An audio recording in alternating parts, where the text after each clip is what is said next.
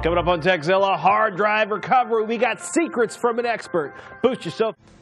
Most hard drive recovery experts want you to send them a very big check and trust their in-house data recovery gnomes to use magic to make your data reappear after the check clears. Scott Moulton is a little different. He wants his money if he's recovering a drive for you, but he's into teaching people and occasionally three-letter agencies how to recover data. And yes, he recovers data. His company, Forensic Strategy, and it's myharddrivedied.com. If you go to one of your seminars, you get like 1,200 pages of information, including, I think, where is it? You're actually probably the first person I heard about this. Where is it? Where is it? Where is it? The myths about hard drives. Freezing hard drives will save your data, true and false. Yes, it will actually work, but obviously it depends on the type of damage that you have for your drive, whether or not it will work or not. Usually it's things like contacts or something where a pin might not be making contact, and then when you freeze it, it'll actually cause contact to actually touch the board or something like that where it will actually work. But it will also cause damage as well. So it's really not, condensation, all kinds of other damage. So it is not very scientific. It is not the best method for doing data recovery. It's like the last resort. If you have no hardware, no equipment, and no skills to do it, then putting it in a freezer may be the one shot you have. If you're not going to send it anyplace, if you're not playing, if it's not critical data.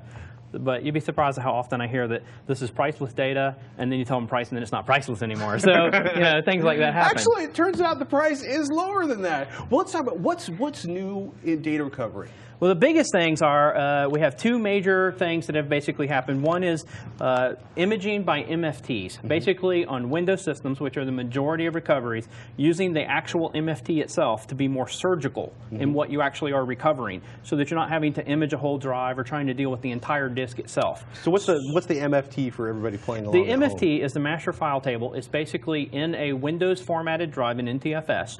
It is the catalog of where your files are and what files you have. So like the My Documents list is actually a list inside of a catalog. And when you choose that, it'll calculate where the clusters are based on the logical block addresses for where that file is. But I'm at home, my hard drive dies. After I finish panicking, what's the first thing I should do? Obviously, we've just learned, do not immediately run it to the freezer with a USB cable dangling out. Right. What's the first thing I should do? Well, the very first thing is you can use, and I have done some videos and some conferences to try to help people do data recovery themselves, but more to understand what that problem was so you can kind of evaluate what that problem is yourself. So there's differences in where the drive is. So your first option is, do I want to try to do something myself and not spend any money, or is it really critical data? Do I want to spend some money and actually get this data back? Because then you draw that line, you say, no, I'm not going to do something myself, or I will cause detrimental death to this drive and never be able to recover it. You become a disk destroyer instead of a data recovery. Because if you definitely, absolutely, positively have to have those TPF reports back, you should probably send it out. If you need a TPS report, you should probably consider sending it out, because there is a lot to data recovery. It's not just a matter of I've got some software and I run it on a disk and I do something. There's a difference between a hardware problem and a software problem. And so, if your machine starts to boot and Windows crashes, well, then you may have some bad sectors, but at least you can see data. So once you've actually got to that point, there's a high probability it's not a firmware problem or some other horrible thing, a dead head or something on your drive if you can get that far. It's when it clicks or clunks or something like that, and it makes different sounds. Horrible grinding sounds. There's a bunch of things about how it responds, and I've actually been trying to give people that information. So I've done some videos that are out on YouTube and off of myharddrivedied.com to teach you how to know what type of problem you have when it dies, so that you can kind of make that determination yourself. So where should we start? If we hear the clunking, grinding, threshing noises, it's probably time to call in a professional? Yeah, it really depends on how you're connected to the machine first off. So in this particular instance, as you can see, what I have in front of me is I actually have a motherboard, and I'm connected directly to the motherboard and I have a piece of equipment here in addition to that. But if I was trying to do data recovery myself, there's a big difference between using a USB off of, say, a laptop or off of a desktop and using a motherboard and directly connecting to it. There are free utilities, like MHDD is one of them, and it comes from hddguru.com, and then there's another one called Victoria, and it will help you determine some of the problems with your drive, but you really need to be connected to your motherboard and not through USB. USB, people forgot, USB sucks. USB is like, how to get an accessory on your machine. It's not great for data recovery because you can't control the command set that's talking to the motherboard, the ATA command set. Okay. So if you look that up, you'll actually see that you can actually apply commands to talk to the drive, and most software equipment will do that, but not through USB. Those things don't work. So I've got it connected to my hard drive, or my hard drive's connected to my motherboard, it doesn't work. What's the next level? The next thing I would do is actually use a DOS utility that's called MHDD. And MHDD would be, you would basically use a floppy or a CD-ROM and you'd boot on it. And then you could actually see the drive itself and see whether or not it responds. There's basically a command that says, I started the drive and I've got a busy signal. And then the busy signal actually is very similar to like a modem. It'll actually respond to me, and you can actually get back errors, and you can get back certain kinds of information from a sector when it's red. And so typically, most of the tools that we've used up till now have been pretty dumb. Yeah, they don't really tell you any errors. They just say, I tried to read your drive, sorry, I failed. Whereas a piece of software that actually understands the drive can actually request a sector, get back a particular type of error, and tell you what type of error that is, rather than just, you know, I'm dumb and I don't know anything.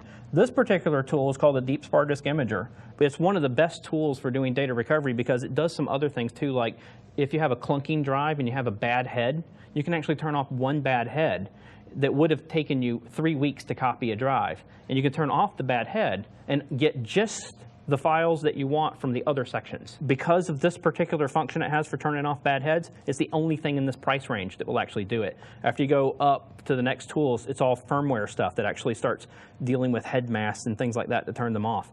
And this particular tool actually is kind of like a BitTorrent for hard drives.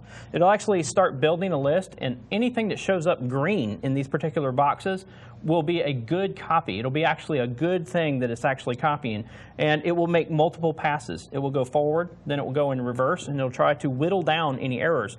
And anything that's green, if there's a problem, it will skip the problems and it will mark them with a different color. And then it'll come back and whittle those down so that you can just skip those bad blocks and come back and get those bad blocks later. So you're not spending all this effort actually doing something else, grinding on a sector that might be damaged. Because most imaging tools start at the beginning and then they go to a spot where they actually fail. And then once they fail, they don't continue on. So you'll end up with bad blocks or something else that it's actually talking to.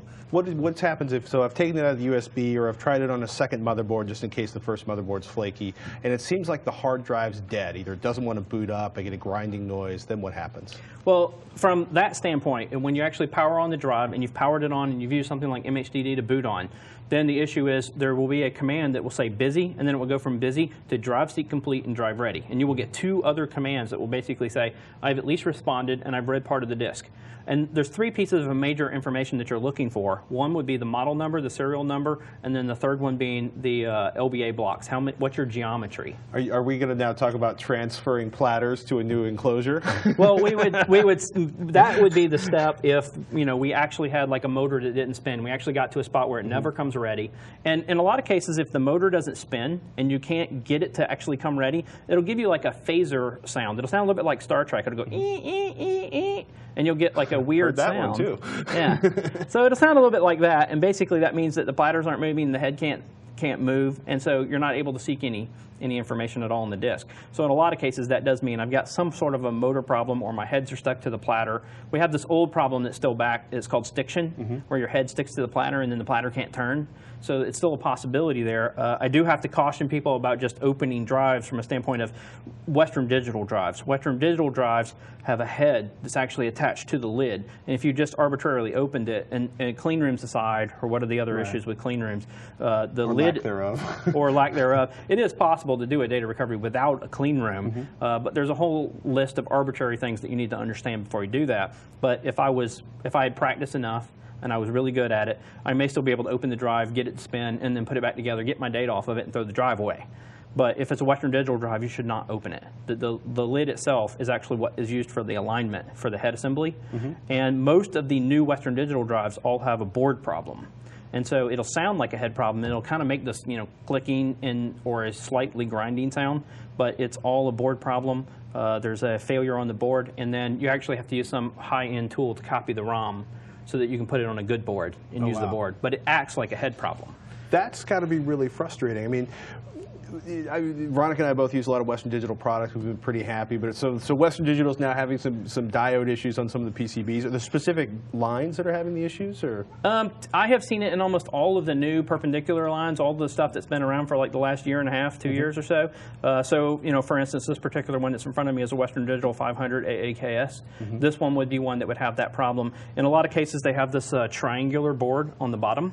Got it. And this particular triangular board is a good indication of when you might actually have a board failure and not really a head failure. This is why we're always talking about backing up your backup. So how's Seagate doing? They had massive firmware problems that were for at Christmas of 2008 to January 2008, they had some massive firmware problems, and there was 2 or 3 different firmware problems.